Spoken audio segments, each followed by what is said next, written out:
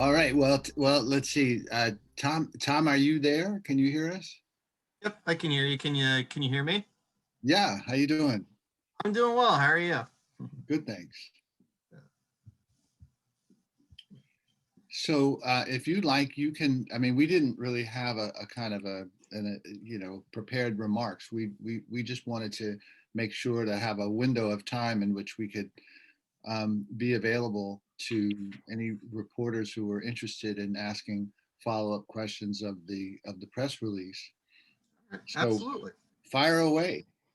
Right. So I guess one of the questions I wanted to ask is, why now? Like I guess what I'm trying to say is, why do you feel this is a prevalent matter now more than ever in the city of Newark? What do residents need to know here in this situation? Um, Residents need to know that their pain is real, that their frustration has been quantified, and that things are just as difficult as they seem.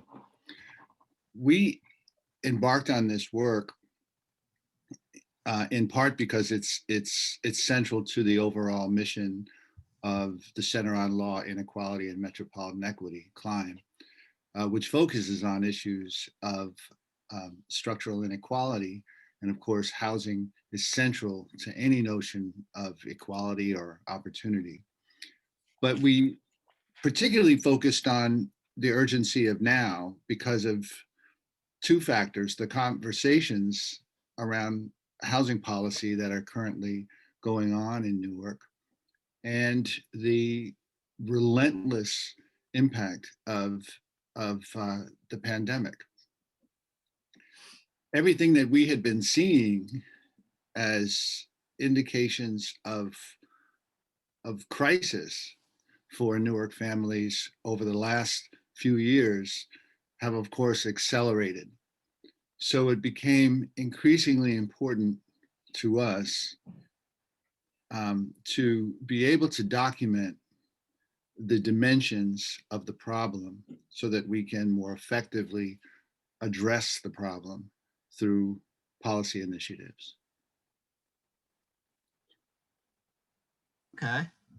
One of the things that it comes to, I guess, when we talk about, let's say, affordable housing in this sense, is that, just as many benefits as there are for, having areas where there's units of affordable housing, plenty of it, because I think it was business administrator Eric Pennington said, he goes, people, no matter, especially low income residents, they should have access to live anywhere in the city that they want. That's, kind of like a vision or a goal they have for Newark, that nobody should be shut out of certain parts of the city.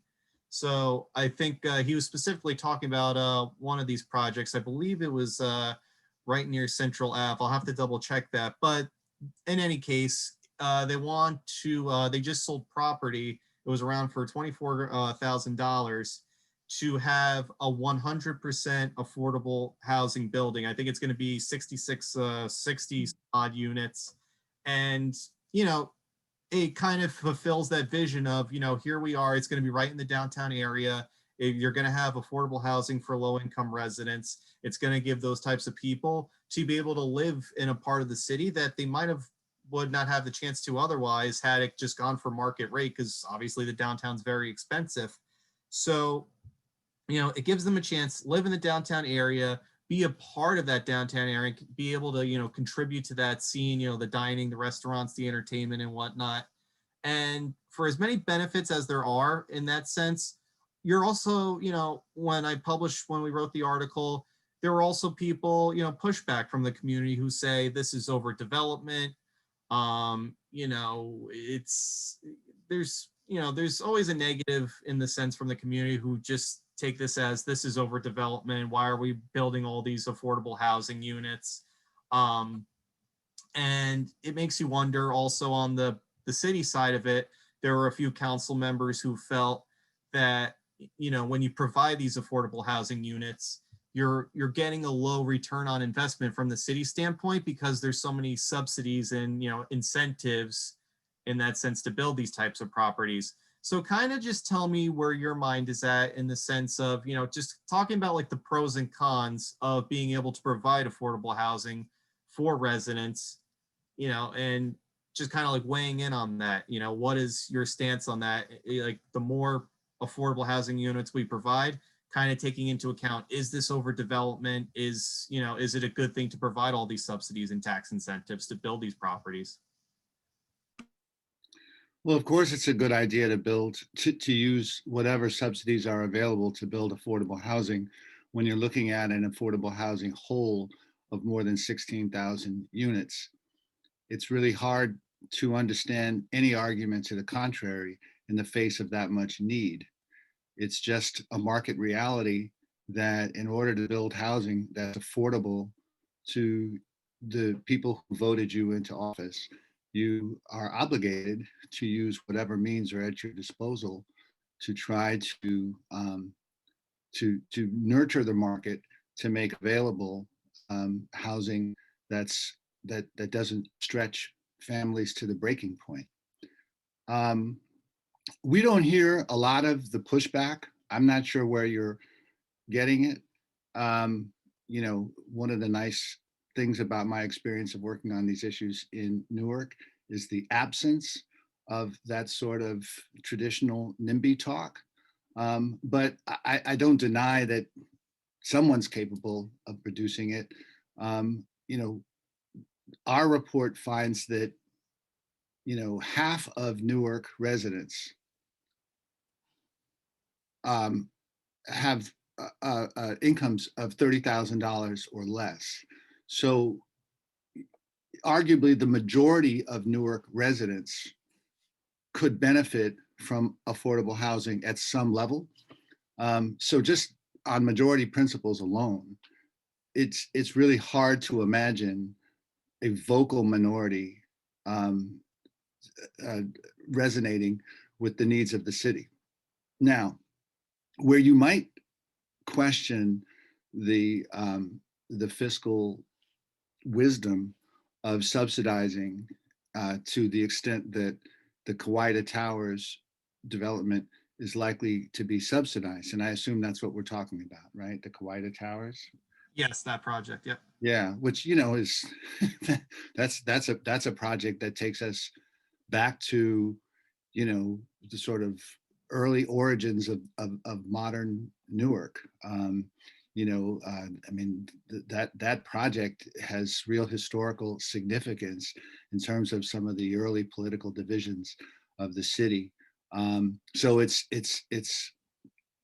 um, it's kind of a fascinating moment to see it finally come to fruition after it's got to be at least 40, 50 years if I'm not if my history is correct.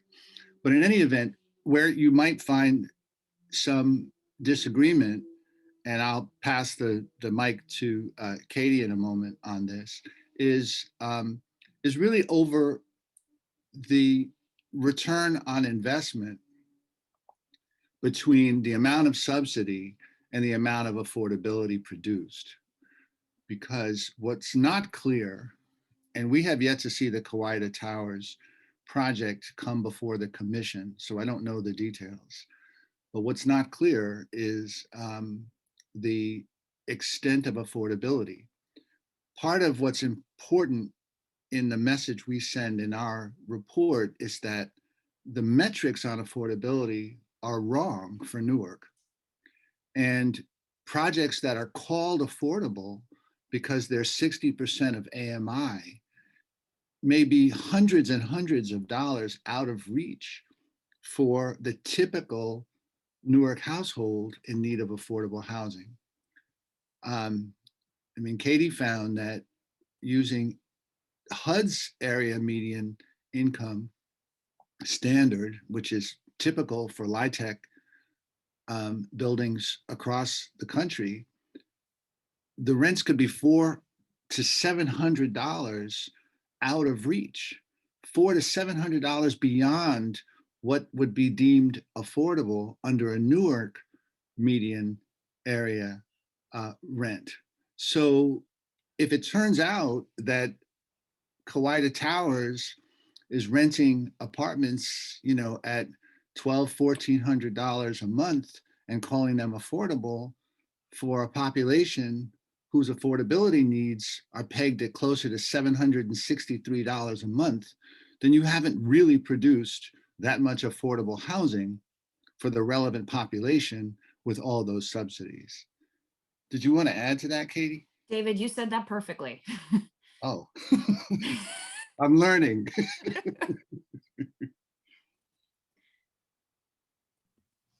Okay, and that makes perfect sense. And I'm glad you clarified that because, I was reading through the report and yeah, you said it was like, some people they can only afford, like you said, a 700 something odd dollar, 736. And, it brings into question, that when these affordable projects do get built, even then, if they're still pegged like anything more than that, is that really accessible for a majority of the city's population? So that's a good point. I'm glad you clarified that.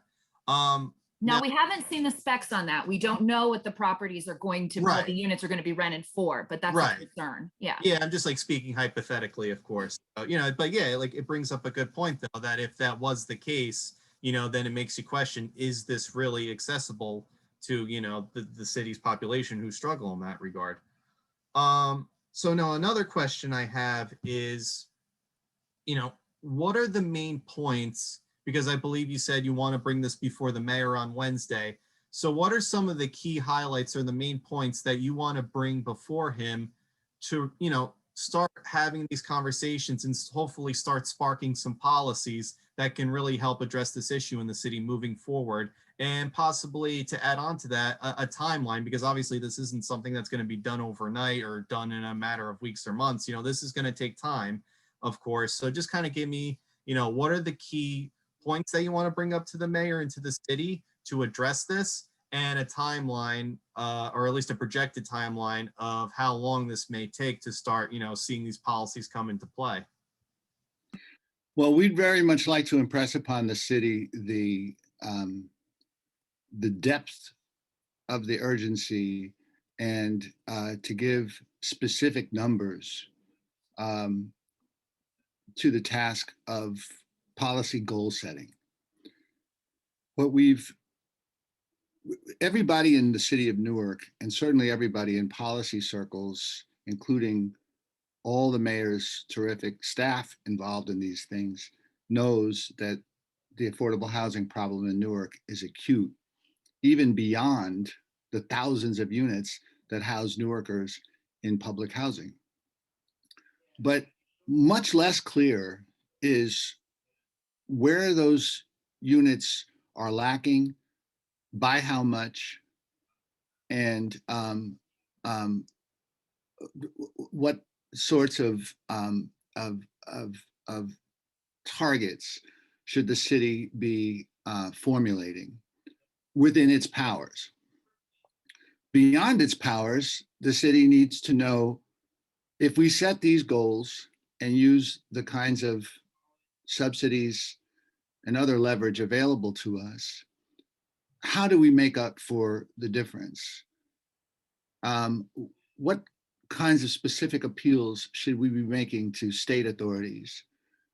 Exactly how should the federal government step in to help a city like Newark meet its tremendous need? So we wanted to give shape and specificity to a crisis that's long in the making. Among the specific points we would make would be, first, that there's a significant problem in the very measurement, which risks distorting the whole problem. If you use the HUD, or rather the federal measure that is the convention across the country, you severely undercount your own problem, which means that you are at risk of making policy that misses the mark.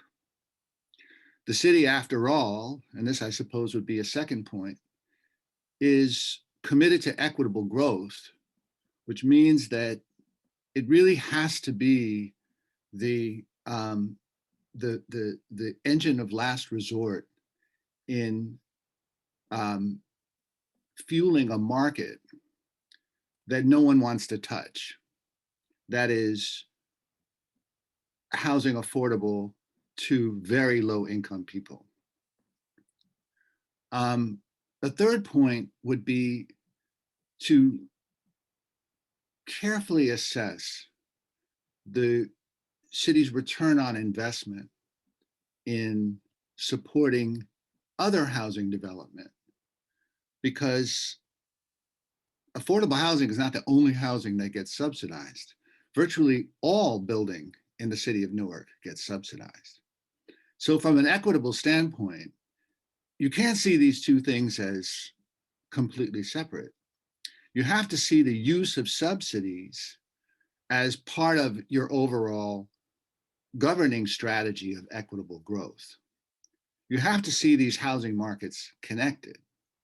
And what we hope in the report is to show how inventory, different sectors of housing inventory in Newark are moving in one direction and others are moving in another, which has serious implications for the shape of the city in the future.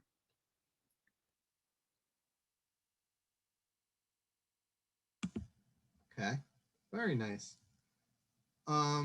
So those are pretty much the only questions I had. You did a more than perfect job of answering them. So believe me when I tell you, it always makes my job easier as a reporter when I feel like I can ask like 2 or 3 questions and you guys just like run away with the rest. So this is actually, I want to open up to you now. Is there perhaps anything that I didn't ask on my end that any points that you'd perhaps like to touch on now, some things that you really want to get across here? Katie? I mean, I think it builds on what you were just saying, David, about the city as the engine of last resort in an environment where we just don't have, Newark does not have the resources that it needs to address this incredible need. And I think one thing that I would add is that given the limitation on those resources, we suggest in our report that the city do all that it can to think creatively about leveraging those resources that it does have. And one of those is a community of community development corporations, a network of community development corporations around the city with a history of being able to build affordable housing. Another is the land bank that is just kind of getting off the ground in the city now, and viewing that as a real opportunity with all of this vacant land around the city, viewing that as a potential opportunity to be able to bring to bear, that land cost towards trying to reduce the overall cost of development of creating additional affordable housing. Yeah, that's a really important one. I'm so glad you mentioned the land bank. Tom, I would say a couple of things. First of all, it's so important to see from 10,000 feet how hard Newark families are working to afford to live in what is still one of the poorest cities in the country. And in a perfect world, your hard work would be rewarded without the stress of housing displacement. But what we see is a world that's just gotten away from people despite their best efforts. Housing instability leads to life instability, all sorts of stressors across all the parts of one's life. And so it's important to realize that we don't have available to us the sorts of immediate tools to help people make more money, to help people have greater resources so that they can truly be self-sufficient and be, in control of their own lives.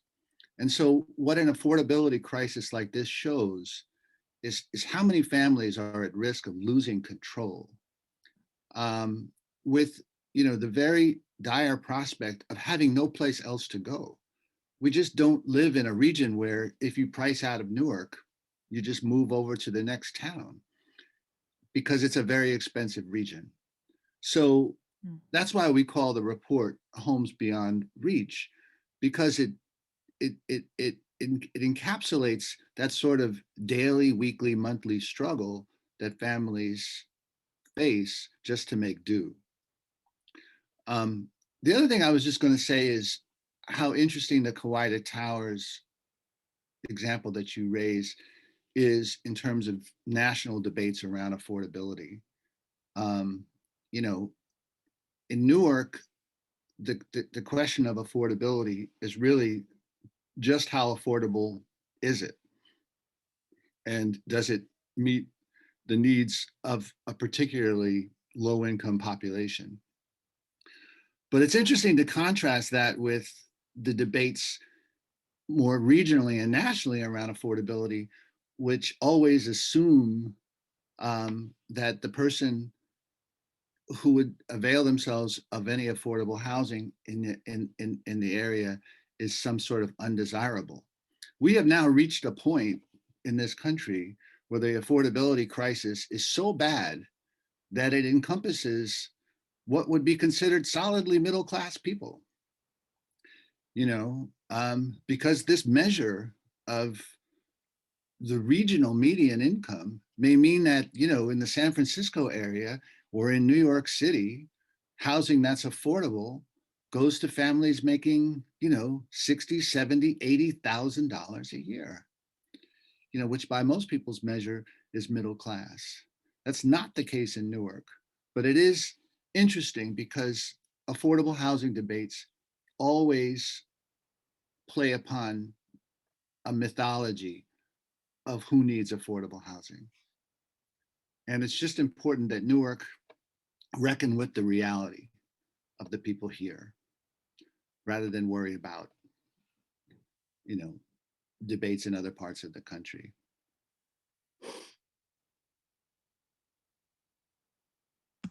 Okay. Makes perfect sense. And once again, I mean, you're definitely clearing up a lot of the questions that I had going into this. So believe me when I tell you, I genuinely appreciate it.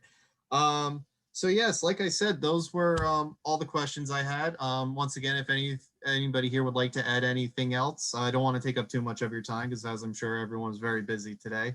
So yeah, is there anything else anybody would like to add? Tom, I know we'd love to share your link on our social media platforms once you've published, so feel free to shoot that over when you have a chance. Absolutely. I'd be more than happy to. Tom, we're really grateful for your interest and your time today. It means a lot. It's so important for us to get this work out to as broad an audience as possible. A lot of folks need and want this information, and you're really helping us in doing that. So thank you today. Absolutely. And when the article does get published, please do not hesitate to reach out to me because this is obviously a very complex topic. There's a lot going on here. And, you know, I'll be honest, I'm not a professor expert in, you know, housing development and all these types of things. So, you know, I try to do the best I can, you know, speaking with you, reading the report. So please, if you see anything in the report that is inaccurate, please reach out to me. And I can go back into the system, fix it up, and, you know, just make sure everything's set because obviously I don't want to report false information. So yeah, please reach out to me if you see anything that needs to be clarified or adjusted. All right. Sure will. All right. Thank you. Thank you. All right. Have a good day, everyone. You too. Bye. So David, I'm going to type up some of the quotes that I jotted down to share with you before I send them to ROI New Jersey. And you let me know which ones you think are the best ones to send over. Oh, okay.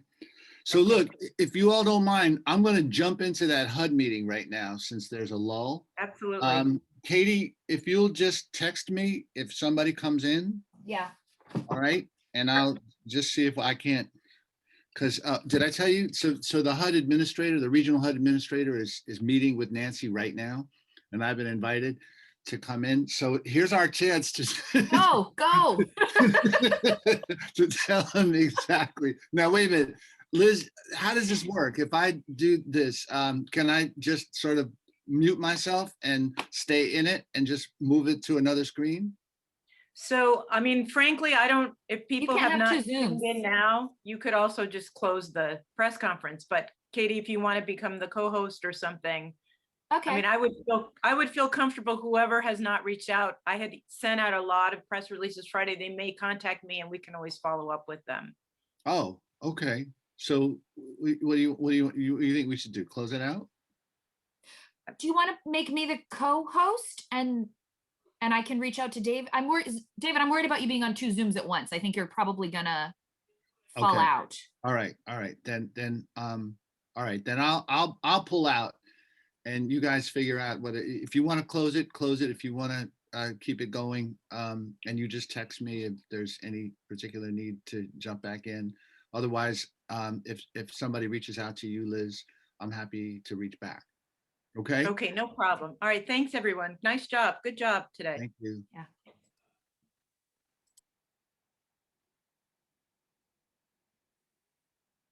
So what would, hi, Kimberly. Hi. Hi. What publication was Tom with? He's in Tap into Newark. We got a commitment from the Star Ledger. They're going to publish David's op-ed on Wednesday. And ROI New Jersey is waiting on some quotes from the press release. They couldn't attend, but they wanted to do a follow-up. So I also talked to David about doing a separate op-ed, which could sort of dovetail off this meeting with HUD for a national publication. And so that's another thing we might be pursuing. That sounds great. How about the conversation? Do you think that could be helpful in terms of publishing something with the conversation?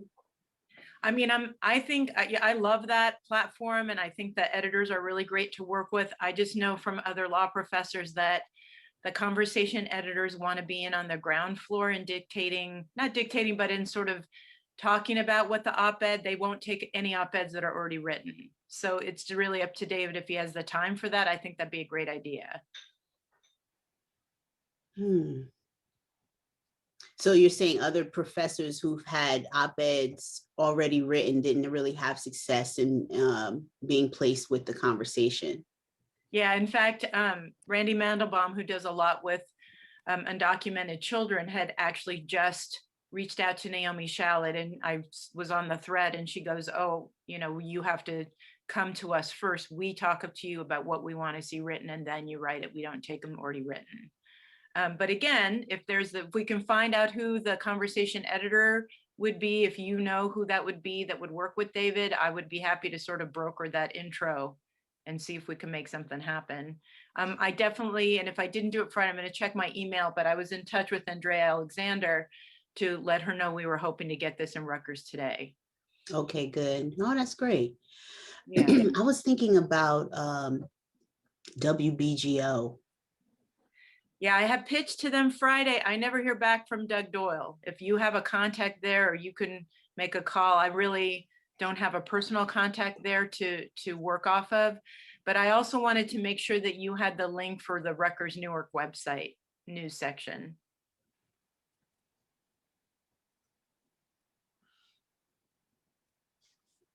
And if you know anybody at Brick City, I've also had not much luck with them, although I do like their publication.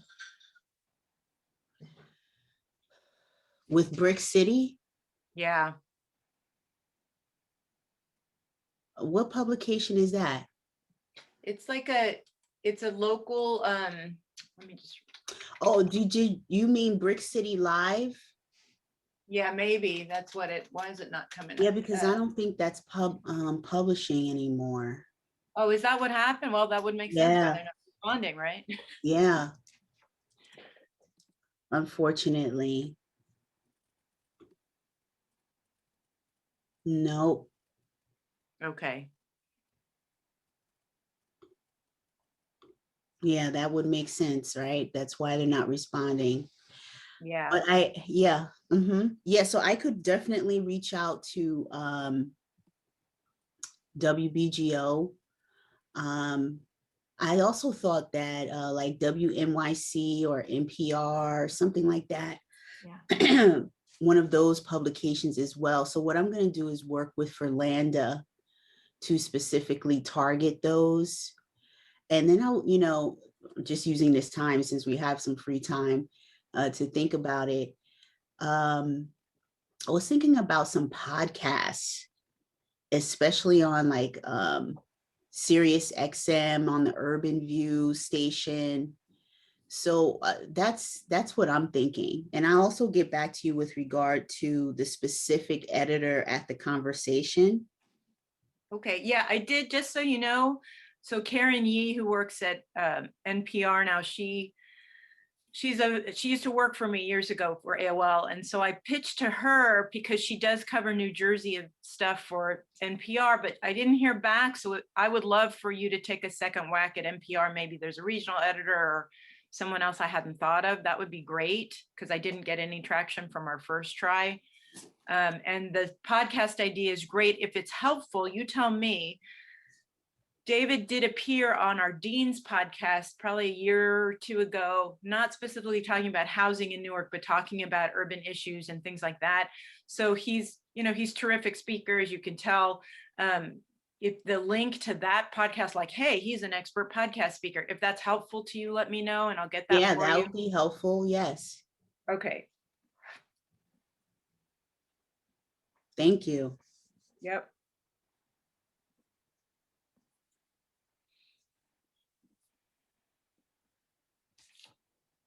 Okay, so I'm going to send you the podcast link, the story link, and I think you have the final press release, but I could resend that if you need that at all. No, I don't have the final. Okay. All right. Yeah, as soon as we hang up here, I'll send those over. Okay, that'd be great. Okay, thank you. Thank you for your help today. That's super great. We get that kind of nice love. So I'm very excited.